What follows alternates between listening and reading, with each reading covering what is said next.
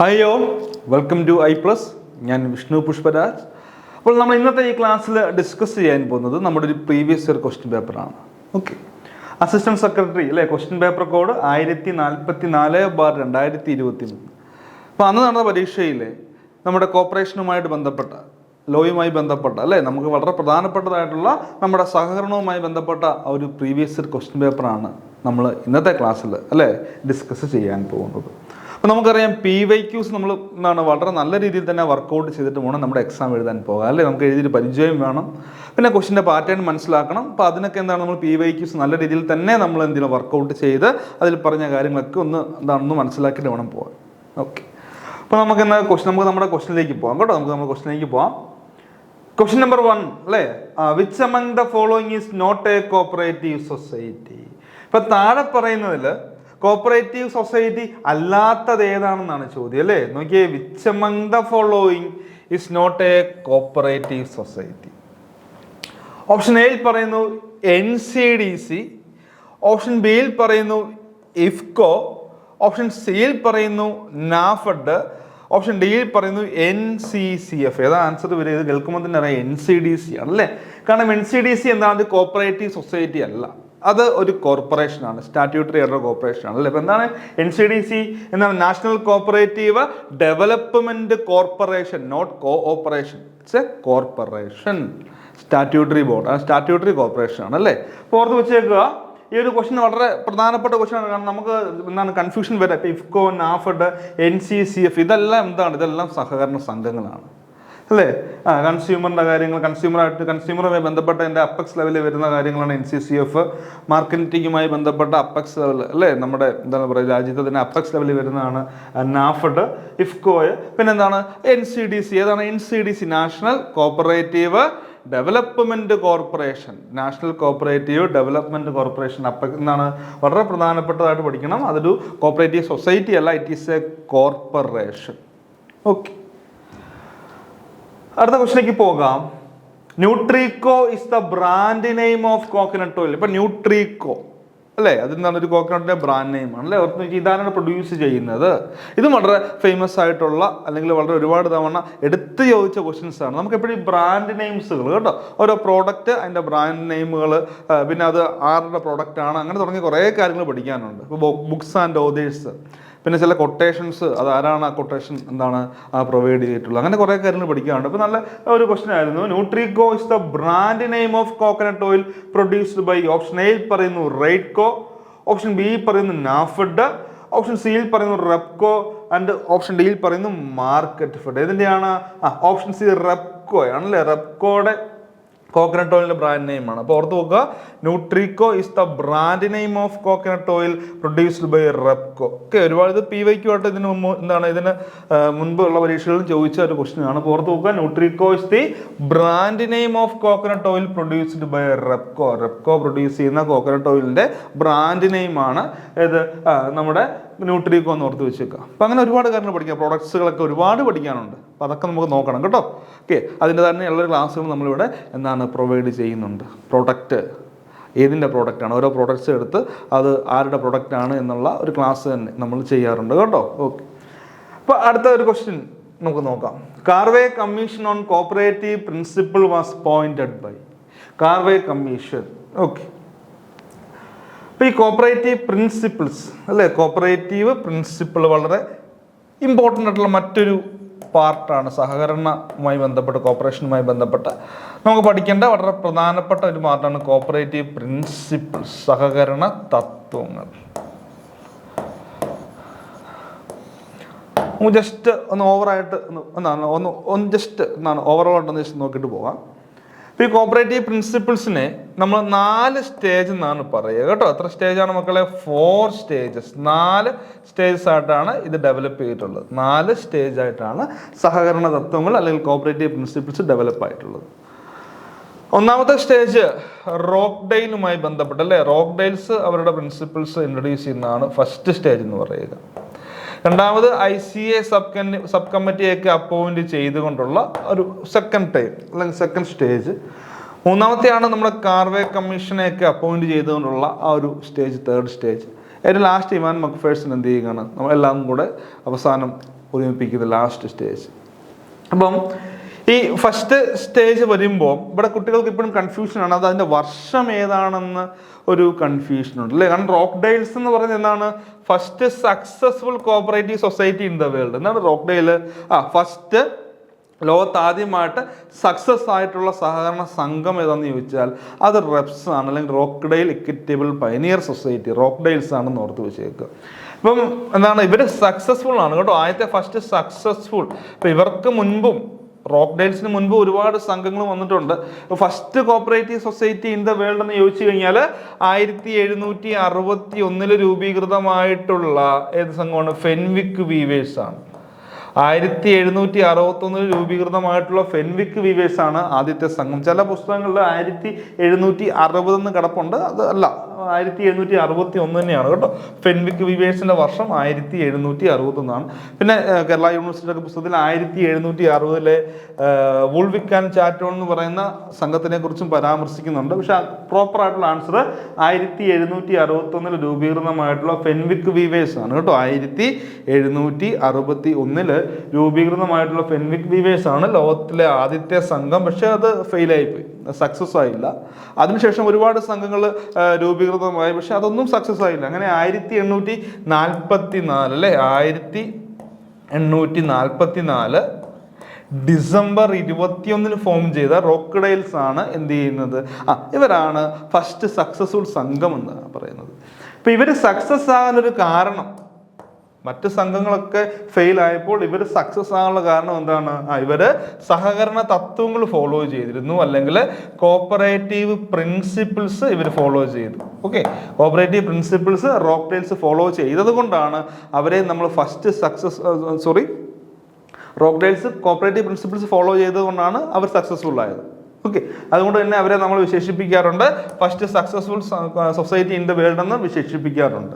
അപ്പോൾ ഇവിടെ ഒരു കൺഫ്യൂഷൻ വരുന്നുണ്ട്. 1844 ഇവർ ഫോം ചെയ്തത് അല്ലേ. 1844 റെപ്സിനെ കുറിച്ച് പറയുക. ബിസിനസ് തുടങ്ങിയത് ഡിസംബർ 21 ഇവരെന്ത് ചെയ്യുന്നത്, ഇവരുടെ ബിസിനസ് സ്റ്റാർട്ട് ചെയ്തത്. എന്നാൽ നമ്മൾ മനസ്സിലാക്കേണ്ട ഒരു കാര്യമുണ്ട്, ഇവർ ഈ കോഓപ്പറേറ്റീവ് പ്രിൻസിപ്പിൾസ് ഇൻട്രൊഡ്യൂസ് ചെയ്തത് ഒരിക്കലും 1844 ക്ലിയർ ആകുന്നുണ്ടോ?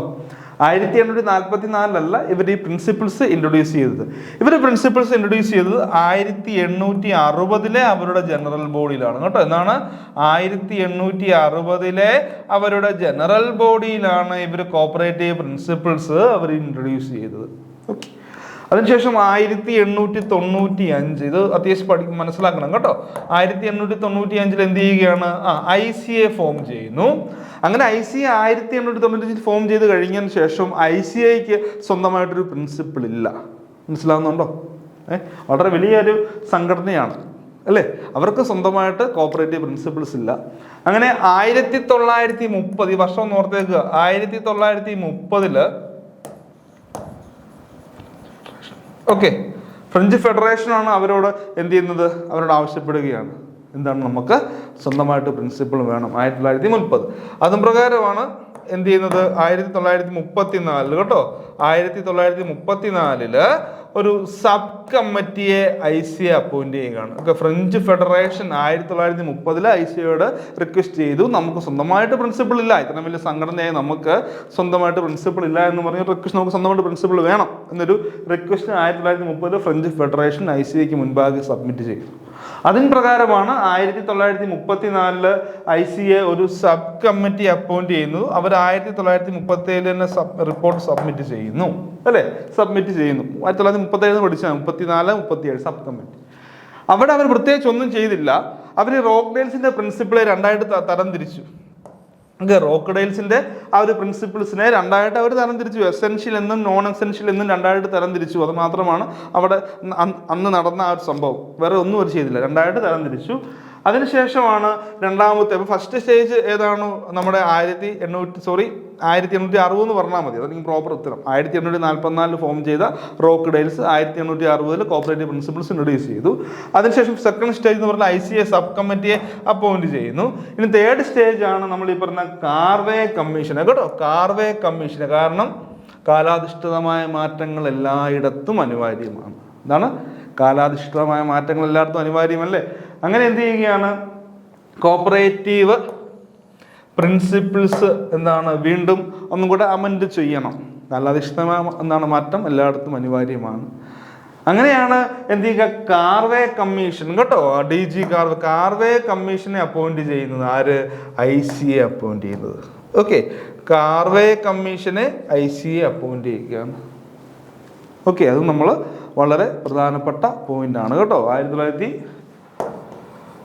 1964 അപ്പോയിന്റ് ചെയ്തു, 1966 റിപ്പോർട്ട് സമർപ്പിക്കുന്നു കേട്ടോ. 1966 കാർവേ കമ്മീഷൻ. അപ്പോൾ അദ്ദേഹത്തിൻ്റെ വളരെ ഫേമസ് ആയിട്ടുള്ള അദ്ദേഹം കൊണ്ടുവന്നിട്ടുള്ള ഒരു പ്രിൻസിപ്പിളാണ് കോപ്പറേഷൻ എമംഗ് കോപ്പറേറ്റീവ്സ് കേട്ടോ. കാർവേ പ്രിൻസിപ്പിൾ എന്നറിയപ്പെടും. എന്താണ്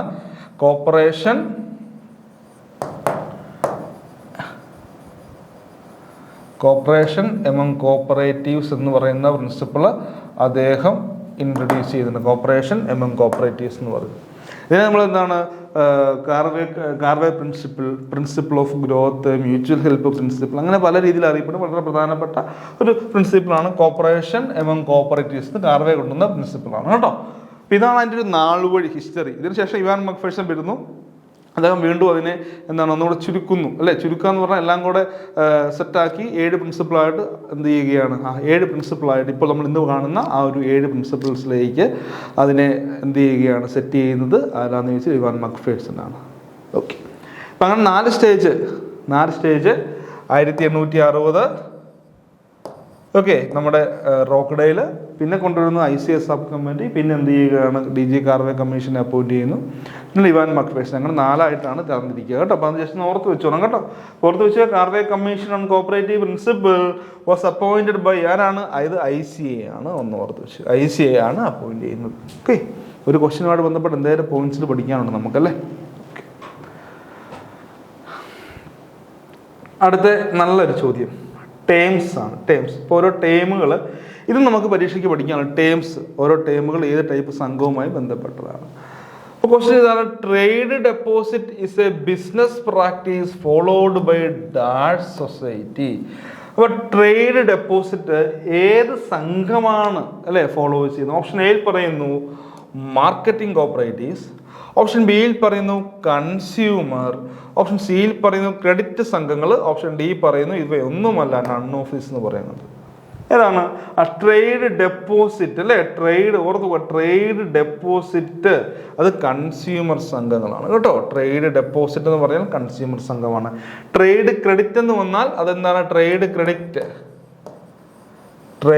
ക്രെഡിറ്റ് പറഞ്ഞാൽ ആരാണ്? മാർക്കറ്റിംഗ് സംഘമാണ്. ട്രേഡ് ക്രെഡിറ്റ് മാർക്കറ്റിംഗ് സംഘമാണ്. ട്രേഡ് ഡെപ്പോസിറ്റ് എന്ന് പറഞ്ഞാൽ അതാരാണ്? അത് കൺസ്യൂമർ സംഘമാണ് എന്ന് ഓർത്ത് വെച്ചു. അങ്ങനെ ഇപ്പോൾ മാർക്കറ്റിംഗ് ഒക്കെ ആളുകൾ ഒരുപാട് കാര്യങ്ങൾ, ഗ്രേഡിംഗ് ആൻഡ് സ്റ്റാൻഡേർഡൈസേഷൻ എന്നൊക്കെ പറഞ്ഞ് ഒരുപാട് ടേംസുകളൊക്കെ പഠിക്കാനുണ്ട്.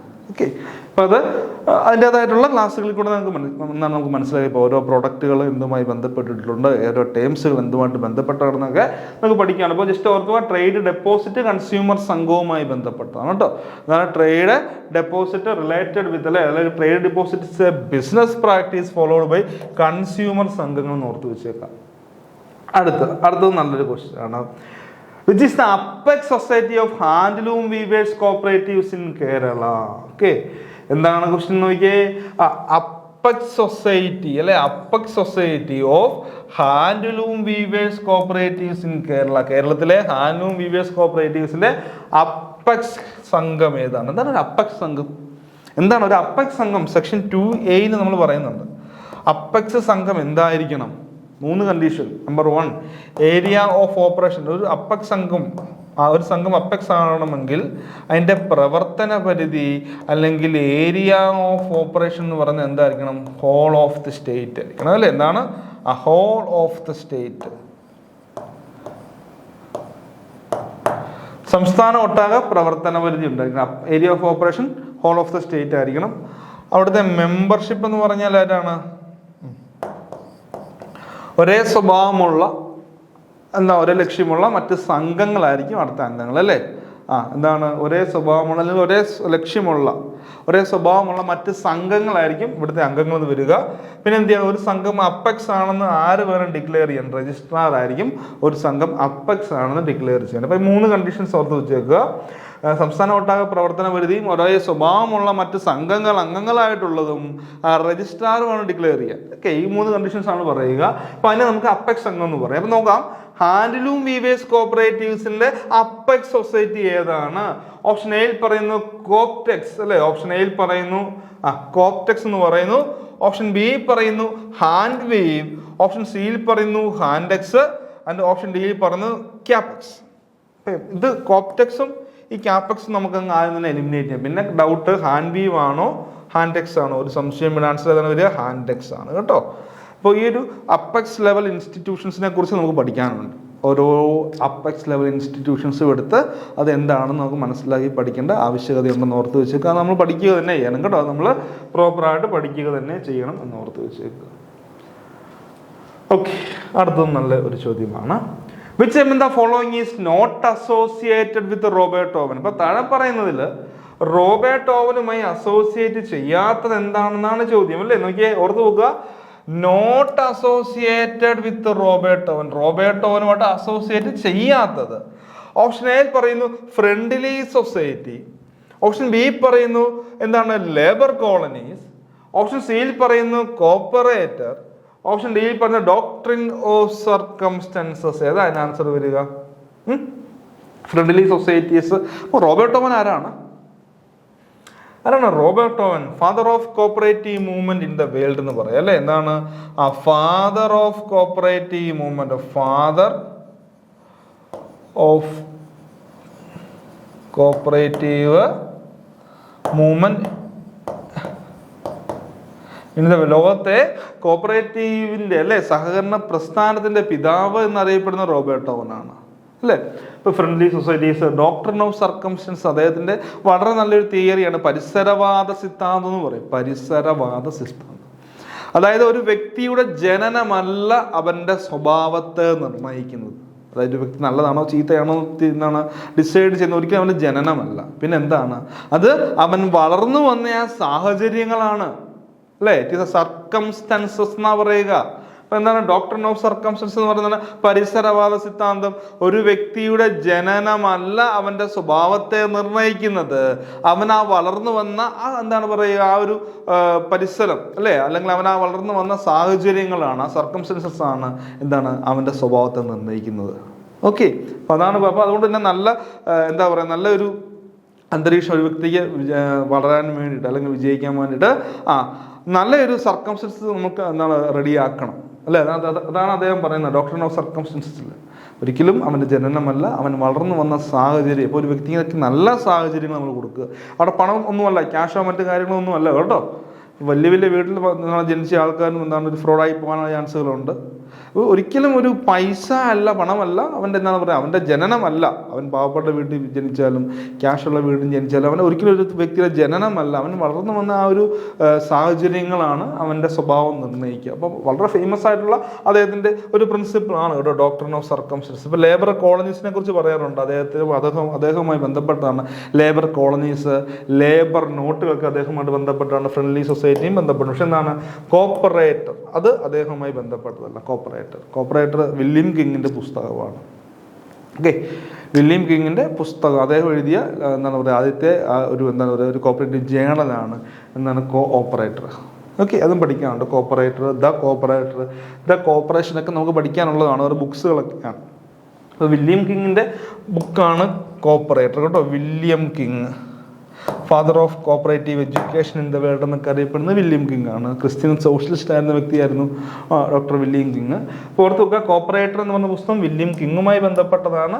ലേബർ കോളനീസ് ഒക്കെ ആയിക്കോട്ടെ, doctrine of circumstances, friendly society, labour note ഒക്കെ എന്താണ് നമ്മുടെ റോബർട്ട് ഓവനുമായി ബന്ധപ്പെട്ടതാണ്. എന്നാൽ കോപ്പറേറ്റർ റോബർട്ട് ഓവനുമായിട്ട് ബന്ധപ്പെട്ടതല്ല കേട്ടോ. അടുത്ത നല്ല ഒരു പുസ്തകമാണ് cooperative democracy. Okay, cooperative democracy it's a book written by. ഇപ്പോൾ കോപ്പറേറ്റീവ് ഡെമോക്രസി എന്ന് പറയുന്ന ബുക്ക് ആരുടെയാണ്? അപ്പോൾ ഇവിടെ ഈ ഒരു പരീക്ഷയിൽ അവർ നമ്മുടെ ഈ ഒരു പരീക്ഷയിൽ കൂടുതൽ ടേംസുകൾ, ഓരോരോ ടേംസുകൾ, ബുക്സുകൾ, കൊട്ടേഷൻസ് ഒക്കെ നല്ല രീതിയിൽ ചോദിച്ചിട്ടുള്ള ഒരു പരീക്ഷയായിരുന്നു ഇത് അല്ലേ. ഓർത്ത് വെച്ചാൽ കോപ്പറേറ്റീവ് ഡെമോക്രസി ആരെഴുതിയതാണ് അല്ലെങ്കിൽ ആരുടെ ബുക്കാണ്? Cooperative democracy was written by option എയിൽ പറഞ്ഞ doctor William King, option B പറഞ്ഞു എന്താണ് ജെയിംസ് പീറ്റർ വാർബേസ് അല്ലെങ്കിൽ JP വാർബേസ്. ഓപ്ഷൻ സി പറഞ്ഞു CRFA. ഓപ്ഷൻ ഡി പറഞ്ഞു ഡ്യൂപ്പർനിക്സ്. ഇപ്പോൾ ഇവരെ എല്ലാവരുമായി ബന്ധപ്പെട്ട് നമുക്ക് പുസ്തകങ്ങൾ പഠിക്കാനുണ്ട് അല്ലേ. ഇവരെല്ലാവരും ഓരോ പുസ്തകങ്ങൾ, നല്ല രീതിയിലുള്ള പുസ്തകങ്ങൾ എഴുതിയ ആൾക്കാരാണ്. അപ്പോൾ ഇത് നമ്മൾ മനസ്സിലാക്കി പഠിക്കണം. കോപ്പറേറ്റീവ് ഡെമോക്രസി ആണ് JP വാർബേസിൻ്റെയാണ്. ഇതിന് മുൻപും ഇത് PYQ ചോദിച്ചിട്ടുണ്ട്. ഇതിന് മുൻപുള്ള പരീക്ഷകൾ, ഈ പരീക്ഷയ്ക്കല്ല, ഇതിന് മുൻപുള്ള പരീക്ഷകളിലും ഈ ഒരു ക്വസ്റ്റ്യൻ നമ്മൾക്ക് എന്താണ് നമ്മുടെ ബോർഡ് ചോദിച്ച ക്വസ്റ്റ്യനാണ്. JP വാർബേസ് അല്ലെങ്കിൽ ജെയിംസ് പീറ്റർ വാർബേസ് ആണ് കോപ്പറേറ്റീവ് ഡെമോക്രസി കേട്ടോ. കോപ്പറേറ്റീവ് ഡെമോക്രസി എഴുതിയത് എന്നോർത്ത്. People's bank for northern India Dupernex എഴുതിയതാണ് അല്ലേ. ഡോക്ടർ വില്യം കോപ്പറേറ്റർ ഒക്കെ എഴുതിയിട്ടുണ്ട്. അപ്പം മനസ്സിലാക്കി വെക്കുക. അപ്പോൾ ഓരോ ഫേമസ് ആയിട്ടുള്ള ബുക്സുകളും അതിൻ്റെ ഓതേഴ്സിനെ കുറിച്ച് നമുക്ക് പഠിക്കണം കേട്ടോ. ഓക്കെ, ഇതും നല്ല ഇതല്ലേ. The term find Raiffeisen is included in the report of എന്നാണ്. ഇത് കേൾക്കുമ്പോൾ എല്ലാവർക്കും അറിയാം, ഫൈൻഡ് റൈഫേസൺ അല്ലേ. ആ റൈഫേസിനെ കണ്ടെത്തൂ ആരുടെ ടേമാണ്, ഏത് റിപ്പോർട്ടിൽ വന്ന ടേമാണ്. ഓപ്ഷൻ എയിൽ പറഞ്ഞു കാർബേസ് റിപ്പോർട്ട്. ഓപ്ഷൻ ബിയിൽ പറയുന്നു നിക്കോൾസൺ റിപ്പോർട്ട്. ഓപ്ഷൻ സിയിൽ പറയുന്നു ഡ്യൂപ്പർനിക്സ് റിപ്പോർട്ട്. ആൻഡ് ഓപ്ഷൻ ഡിയിൽ പറയുന്നു ഇവയൊന്നുമല്ല. ഏതാ ആൻസർ വരിക? ഫൈൻഡ് റൈഫേസ് എന്താണ് ഇന്ത്യൻ ഹിസ്റ്ററി അല്ലേ. കോർപ്പറേഷനിലെ ഇന്ത്യൻ ഹിസ്റ്ററി, എന്താന്ന് പറയാ, ഇന്ത്യൻ ഹിസ്റ്ററിയുമായി ബന്ധപ്പെട്ട കാര്യങ്ങളാണ്.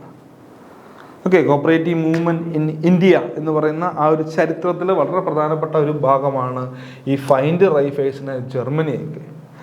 അപ്പോൾ ഇത് ആരുടെ റിപ്പോർട്ടാണ്? എല്ലാവർക്കും അറിയാം, ഇന്ത്യയിലെ the father of cooperative movement in India എന്നറിയപ്പെടുന്ന ആരാണ്? ഇന്ത്യയിലെ സഹകരണ പ്രസ്ഥാനത്തിന്റെ പിതാവ് ആരാണ് മക്കളെ? ഇന്ത്യയിലെ father of cooperative movement in India, father of cooperative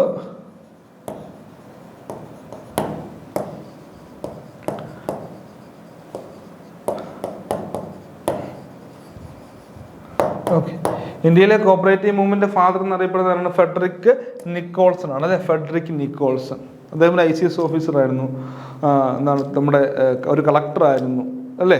ഇപ്പം ഈ ചരിത്രവുമായി ബന്ധപ്പെട്ടതാണ്. എന്ത് ചെയ്യുകയാണ്, 1892 കേട്ടോ, 1892 മദ്രാസ് ഗവർണർ ആയിട്ടുള്ള വാക്കുകളെല്ലാം ഓർത്തു നോക്കുക. 1892 അന്നത്തെ മദ്രാസ് ഗവൺമെന്റിലെ അല്ലെ മദ്രാസ് ഗവർണറായിട്ടുള്ള ലോർഡ് വെൻലോക്ക്.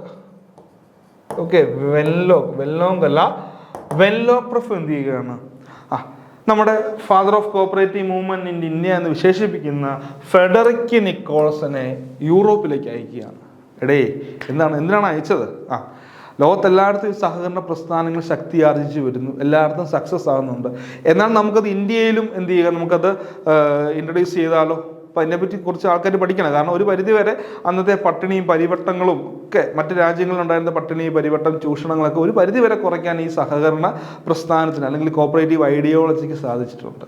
ഇപ്പോൾ എല്ലായിടത്തും സക്സസ് ആയി. അങ്ങനെയെങ്കിൽ നമുക്ക് നമ്മുടെ ഇന്ത്യയിലേക്ക് എന്ത് ചെയ്യണം, ആക്ച്വലി ഇന്ത്യ എന്നല്ല മദ്രാസ് പ്രൊവിൻസിലേക്ക് അത് എന്ത് ചെയ്യാൻ വേണ്ടി, ഇൻട്രൊഡ്യൂസ് ചെയ്യാൻ വേണ്ടിയാണ്, അതിനെക്കുറിച്ച് പഠിക്കാൻ വേണ്ടിയാണ് ഈ നമ്മുടെ മദ്രാസ് ഗവർണറായിട്ടുള്ള ലോർഡ് വെൻലോക്ക് അല്ലെങ്കിൽ വെൻലോക്ക് പ്രഭു എന്ത് ചെയ്യുകയാണ്, ഈ നിക്കോൾസനെ യൂറോപ്പിലേക്ക് അയക്കുന്നത്. അദ്ദേഹം ജർമ്മനിയിൽ പോയിട്ട് പഠിച്ചു കാര്യങ്ങൾ. അദ്ദേഹം ജർമ്മനിയിൽ പോയിട്ട് വളരെ വിശദമായിട്ട് പഠിച്ചു. ആ രാജ്യത്തിൻ്റെ പേരെന്ന് ഓർത്ത് വെച്ചേക്കുക, ജർമ്മനിയാണ്. ജർമ്മനിയിലാണ് അദ്ദേഹം പോയത്. ഇപ്പൊ ജർമ്മനി പോയിട്ട് അദ്ദേഹം അവിടുത്തെ സഹകരണ പ്രസ്ഥാനങ്ങളെ കുറിച്ചൊക്കെ പഠിച്ചു. അപ്പൊ അവിടെ എന്താ പറയാ, മഹാരഥന്മാരെന്ന് പറയാം, അങ്ങനെ വിശേഷിപ്പിക്കാൻ പറ്റുന്നില്ല. സഹകരണ മേഖലയിൽ നല്ല വളരെ എന്താ പറയാ മഹാരഥന്മാരായിട്ടുള്ള രണ്ടുപേരുണ്ടായിരുന്നു. ഒരാളാണ് റൈഫേസൺ, FW റൈഫേസൺ എന്ന് പറയും. ഒരാൾ റൈഫേസൺ ആയിരുന്നു. രണ്ടാമത്തെയാണ് ഷൂൾസ് ഡെലിറ്റ്സ്. ഓക്കെ, അവിടെ ഈ രണ്ട് ടൈപ്പ് സംഘങ്ങളാണ് അവിടെ ഉണ്ടായിരുന്ന. വളരെ എന്താ പറയുക, വളരെ ഇമ്പോർട്ടൻ്റ് ആയിട്ടുള്ള അല്ലെങ്കിൽ വളരെ അവിടുത്തെ കോപ്പറേറ്റീവ് മേഖല രണ്ടായിട്ട് തരംതിരിക്കുക എന്ന് തന്നെ നമ്മൾ പഠിക്കാം. ഇപ്പം ജർമ്മനിയിൽ എന്ത് ചെയ്യുകയാണ്, രണ്ട് ടൈപ്പ് സംഘങ്ങൾ, ഒന്ന് റൈഫേസനും ഒന്ന് ഷൂൾസ്. ഓക്കെ, റൈഫേസൺ മോഡൽ സംഘങ്ങളും ഷൂൾസ് മോഡൽ സംഘങ്ങളും. ഇദ്ദേഹം കൂടുതൽ റൈഫേസൺ എന്താണ്, ആ റൂറൽ ഏരിയാസ്, സാധാരണക്കാരുടെ ഇടയിലാണ് സംഘങ്ങളൊക്കെ രൂപീകരിച്ചത്, റൂറൽ ഏരിയയ്ക്കും. ഷൂൾസ് അർബൻ മേഖല, ടൗൺ മേഖല, അത്യാവശ്യം കാർഷികരുടെ ഇടയിലാണ് അദ്ദേഹത്തിൻ്റെ പ്രവർത്തനങ്ങൾ നടത്തിയിരുന്നത്. എന്നാൽ റൈഫേസൺ റൂറൽ ഏരിയ, സാധാരണക്കാരുടെ ഇടയിലൊക്കെയാണ് അദ്ദേഹം സംഘങ്ങളൊക്കെ രൂപീകരിച്ച് കൊണ്ടുവരുന്നത്. അപ്പം അങ്ങനെ നോക്കുക, ജർമ്മനിയിൽ പോയി രണ്ട് ടൈപ്പ് സംഘങ്ങൾ റൈഫേസനും ഷൂൾസും ഉണ്ട്. അധികായകന്മാരാണ് അല്ലേ. അവിടുത്തെ father of cooperative movement Germany എന്നറിയപ്പെടുന്നത് റൈഫേസൺ ആണ് കേട്ടോ. Father of cooperative movement Germany എന്നറിയപ്പെടുന്നത് റൈഫേസൺ ആണ്. സെക്കൻഡ് ലീഡർ എന്നറിയപ്പെടുന്നത് ഷൂൾസ് ആണ്. അപ്പം നമ്മുടെ എന്ത് ചെയ്യുകയാണ്, എന്ത് ചെയ്യും? ഓക്കെ, നമ്മുടെ നിക്കോൾസൺ അവിടെ പോയി ജർമ്മനിയിലോട്ട് ചെന്നു, കാര്യങ്ങളൊക്കെ പഠിച്ചു. നിക്കോൾസന് മനസ്സിലായി ഷൂൾസ് ടൈപ്പ് സംഘങ്ങൾ ഇന്ത്യക്ക് അത്ര ആപ്റ്റ് അല്ല. ഇന്ത്യ അല്ല, റൂറൽ ഏരിയാസ് അല്ലേ, സാധാരണക്കാരല്ലേ, കൃഷിയല്ലേ നമ്മുടെ പ്രധാനപ്പെട്ട വരുമാനം. അപ്പം അദ്ദേഹം എന്ത് ചെയ്യുകയാണ്, 1892 അദ്ദേഹത്തെ അയച്ചത്.